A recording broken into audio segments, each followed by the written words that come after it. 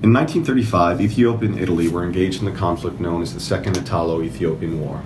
The roots of this war can be traced back to Italian dictator Benito Mussolini and his fascist regime. There is a direct relationship with fascism and territorial expansion, as seen through both fascist Italy and Nazi Germany. Throughout the 1920s and 1930s, Mussolini wanted to reconstruct and expand the colonial empire of Italy and Africa. However, many countries, including the League of Nations, strongly opposed the idea of Italy expanding their colonial empire due to the radical initiatives that the Italians were operating under. The fascist regime first restored their presence in Libya and Somaliland before focusing on Ethiopia. The invasion of Ethiopia occurred in October 1935, with the war ending in May 1936, after Italy's defeat of Ethiopia. Before their defeat, Ethiopia was one of only two African countries that had not been colonized by a European country, with the other being Liberia. Following the Second Italo-Ethiopian War, Italy maintained their occupation of Ethiopia for the next 6 years. The Italian occupation of Ethiopia lasted from 1936 to 1941. The Italian intent to colonize Ethiopia and its surrounding areas can be traced all the way back to the 19th century. Prominent Italian leaders in the latter portion of the 1800s, that included the Italian Prime Minister Francesco Crispi, theorized that a large-scale Italian settlement would be developed in Ethiopia. The Vatican also supported the idea of an Italian occupation of Ethiopia, for they saw it as an opportunity for Catholicism to stop the spread of Islam in Ethiopia. These early justifications for Italian colonization of Ethiopia were primarily rooted in the potential resources that could be shipped from a country to Italy. This demographic expansion on Italy's part was sought as a necessary means of alleviating unemployment by dispersing Italian manpower to work in a new market in Ethiopia. These notions and plans would carry forward and would provide a framework for plans developed upon the start of the Italian occupation. The Italian occupation maintained a focus on developing lands for significant agricultural production, and then establishing a trade route for the exportation of goods back to Italy. If Italy could instead manage their own production of these resources, they believed they would save money.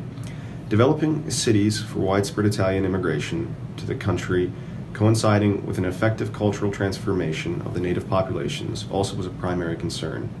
Lastly, there existed a push for an establishment of a defensive military presence in the northeast portion of Africa. The urban and rural designs for Ethiopia would reflect these important factors and considerations. Mussolini, coming from a farming family, believed that urbanism was a source of social and political issues within society, and so he favored a society based on rural life. He also believed that the country would be easily controlled and then assimilated into his fascist regime. The agricultural focus would lead Mussolini to implement a form of colonization through an agricultural in Ethiopia. Italian farmers willing to emigrate to Ethiopia were to be given the most fertile land that was simultaneously close to the roads to ensure prompt resource transportation. Ethiopian farmers would be subordinated so that Italian farmers would be given the most productive and economically lucrative land. In order to establish which lands would be allocated to Italian farmers, scouting expeditions took place to examine the agronomic possibilities of Ethiopia. The missions essentially found that in regions where the climate was good and land fertile, there was no vacant lands. Rather, they were intensely cultivated and belonged to private owners. Other regions where Italian colonization was suitable were situated far from ports or isolated for lack of roads. Even if the Italians had to farm areas already inhabited and cultivated, the land required great financial investment in mechanical farm machinery and reclamation to produce enough to pay for the expenses of an Italian farm.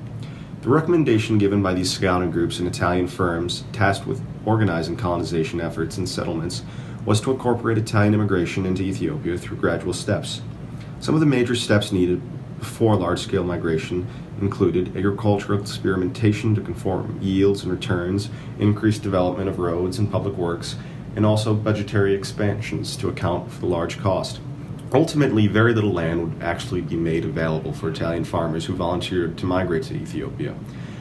The press back in Italy perpetuated falsehoods and propaganda as they continuously reported that incredible amounts of land were being given to Italian farmers.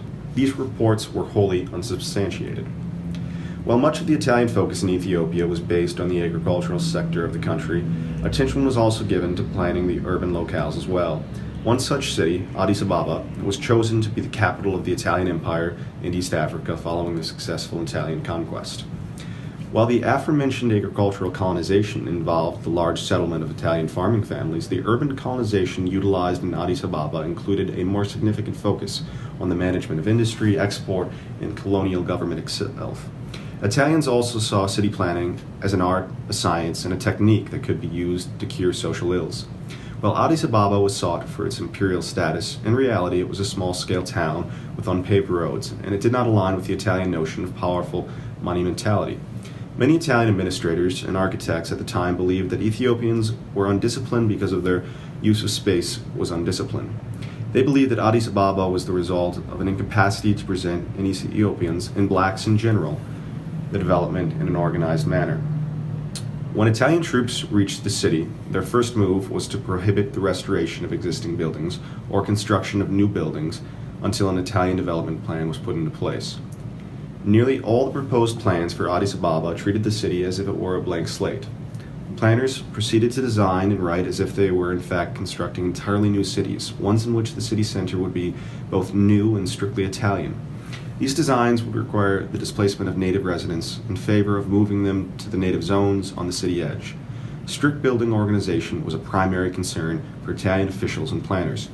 Every urban zone will be the subject to precise norms, which will regulate construction and urbanistic discipline and in perfect correspondence with the regulating plan, following a program. Racial spatial segregation played a significant and overt role in the four major design plans which were submitted. Segregation was seen as a necessary evil for two distinct reasons. The first being to protect the Italian aesthetic needs, which were seen as incompatible with native aesthetics, and the second being the rationale that natives posed a hygienic concern to Italian settlers. The goal in these segregation attempts was twofold. On the one hand, the urban plans were designed to make blacks as invisible to whites as possible, and on the other, the Italians wanted to make whites as visible as possible to blacks in the public sphere.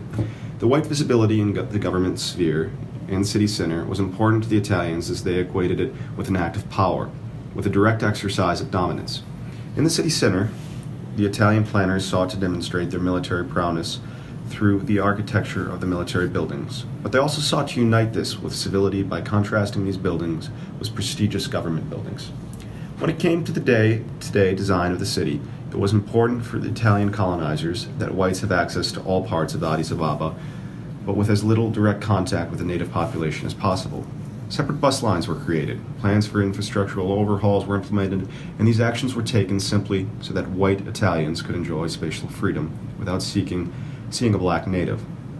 The result was designation of indigenous quarters, markets, and industries in areas on the edge of Addis Ababa. The European residential and commercial sectors would be located near the city center along the governmental buildings.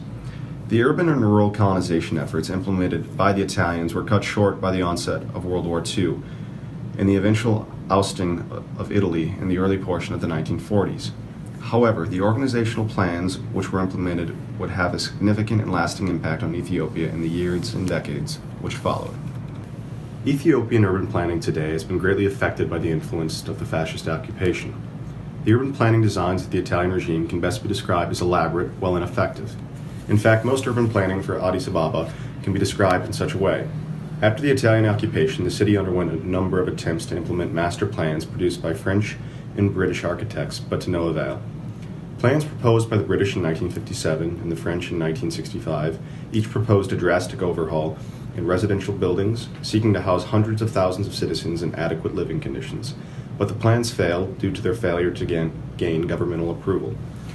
In 1974, the Derg regime placed a ban on private investment into buildings and put an end to any master plans already in progress. Apart from being documents in the municipality office, most of Addis Ababa's master plans did little to address the actual planning problems of the city. For most of its development history, Addis Ababa has grown without considerable economic development, as well as competent industrial frameworks capable of providing basic urban services and monitoring the growth of the city. Yet a new plan was considered as a solution, whereas the previous master plans had little influence on directing the physical and socioeconomic development of the city. Urban planning and management involve a political decision in allocating resources for its citizens. Urban planning as part of decision-making process mostly reflects the interests of the prevailing political system. Today, urban planning in Ethiopia is based on the revised master plan within a government office for the revision of Addis Ababa master plan. This office was established in 1999 to transform the existing master plan into an effective instrument for promoting sustainable urban development in harmony with the social and physical environments. The revised master plan calls for the formulation of strategies and development of the appropriate instruments to address major urban problems and other related issues. This master plan is limited in its planning space within the municipality boundary of the city, excluding the nearby urban centers which were considered satellite towns in previous master plans. The approach favors problem identification and finding solutions and strategies. It also calls for public participation, at least in the early staging of the planning process. The revisited master plan adopted structural and action-oriented plans. The structural plan mainly provides a general development framework of the city and the necessary policy instruments, legal basis, and standards. This is in contrast to the action-oriented strategic plan that is intended to serve as an instrument to promote the participation and partnership between all relevant parties in the process of urban development. Yet still today, the problems with the plan that plagued its predecessors still persist. Lack of competent and well-coordinated industrial setup, together with the inefficient urban management and governance, are deep-rooted urban problems in the history of Addis Ababa. Addis Ababa is still lacking the institution it needs to implement urban policy which meets the challenges of the city. The effective implementation of the newly revised master plan requires challenging the existing institutional arrangements and reforms in the city administration.